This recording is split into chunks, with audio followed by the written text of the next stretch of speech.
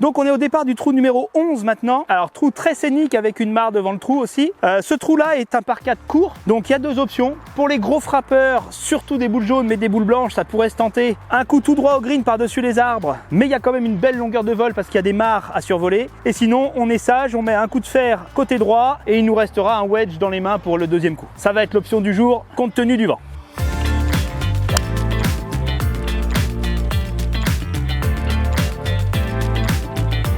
Ok.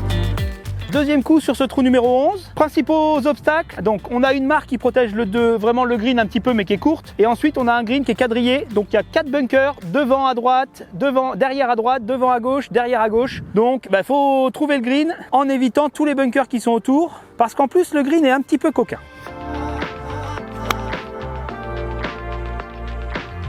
Plutôt droite au drapeau, c'est pas mal. Donc on se retrouve avec un petit putt de 3,50 m à peu près pour birdie sur ce green. Donc un green plutôt pareil de l'arrière vers l'avant. Donc là on a un putt un peu en travers, donc plutôt gauche-droite, légèrement en montée. On va pouvoir l'appuyer un petit peu pour essayer de se donner une opportunité. On considère plutôt ce trou comme un trou à birdie. Il faut s'offrir une vraie chance. Et bien c'est fait. Et bien après ce petit birdie annoncé, on va se diriger derrière le green en direction du trou 12 qui est un par 3 plutôt facile.